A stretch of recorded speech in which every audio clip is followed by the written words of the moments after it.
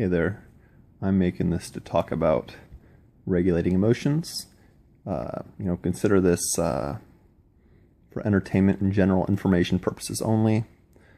And with that being said, I have a master's degree in counseling psychology, the general theory within cognitive behavioral therapy, which is one of the things I learned about and have practiced, helped people implement at certain times, is that we have behaviors, thoughts, and feelings, or behaviors, cognitions, and emotions. With those three things, behaviors, emotions, and thoughts, our thoughts we have decent control over a lot of the times. Our behavior we have the most control over, and our emotions we have the least direct control over.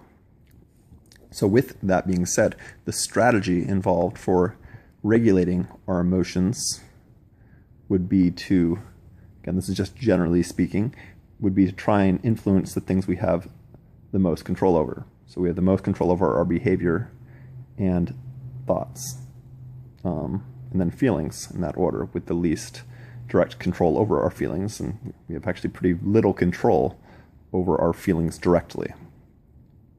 So, and our behaviors and thoughts influence our emotions. That's the theory, and it generally is a pretty decent one. So if we want to feel a certain way, we need to influence our thoughts and behaviors, and again, we have the most control over our behaviors.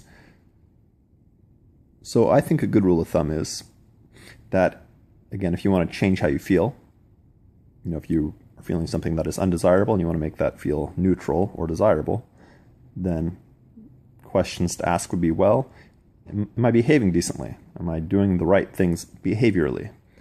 And if the answer is yes to that, then move on to thoughts. Am I thinking the right way? How could I be thinking about this inaccurately or in a way that's distorted? How can my thoughts be distorted or, not clear? How can I think more clearly? What can I do to think more clearly about this? That's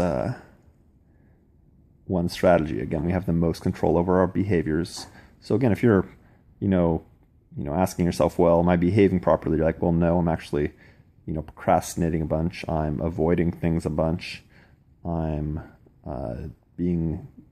doing irresponsible behaviors. I'm doing behaviors that are likely going to work against me. I'm doing behaviors that are going to make my problems worse. Well, probably change those behaviors. And if you're thinking in ways that are not clear, they're distorted, they're catastrophizing, they're, thinking what other people are thinking when you may actually not, so on and so forth. Again, those are the types of things we need to change if we want to influence our emotions. And let's just take the United States. Is the ability to influence emotions a problem?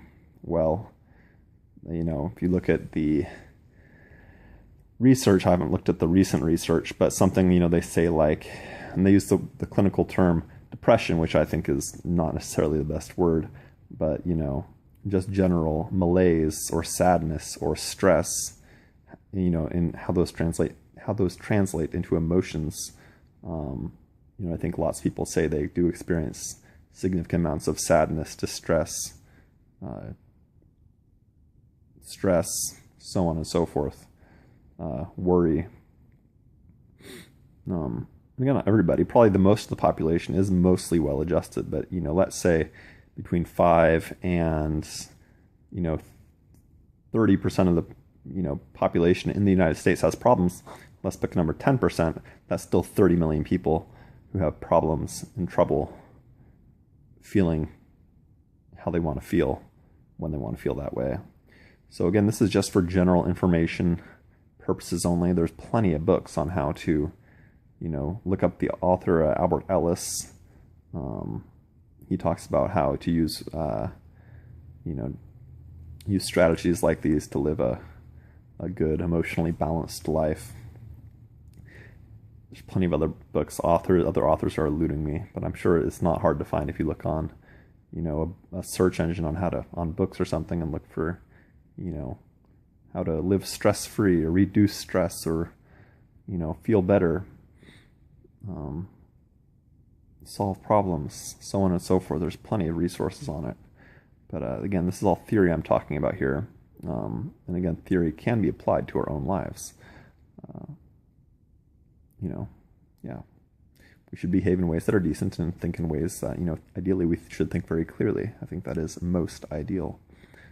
So yeah, I don't know, I'm just sort of talking here. I said the main thing I wanted to say, which again, just to reiterate very quickly to recap, is again, if we want to feel a certain way, if we want to regulate our emotions and feel good if we're not feeling as good as we'd like to, again, we can start with our behaviors and thoughts, work on changing our behaviors to solve problems, whether it's social problems, relationship problems, financial problems, legal problems, do behaviors to, try and influence our emotions. Then also, along with that, thinking, change how we're thinking. Are we telling ourselves a lot of negative things? Are we being very pessimistic in our thinking? Are we being very, dour and down in our thinking? Or are we being optimistic and hopeful and persisting and dedicated to, behaving and feeling how we want to? Are we being optimistic or pessimistic in our thoughts? And we have a decent amount of control over that. We have some to a lot of control over our thoughts. So that's my point there. And again, our behaviors we have the most control over. So anyway, that's the quick recap. Thanks for watching. Please subscribe, watch my other videos, and have a wonderful morning, evening, afternoon, or night, whenever or wherever you may be.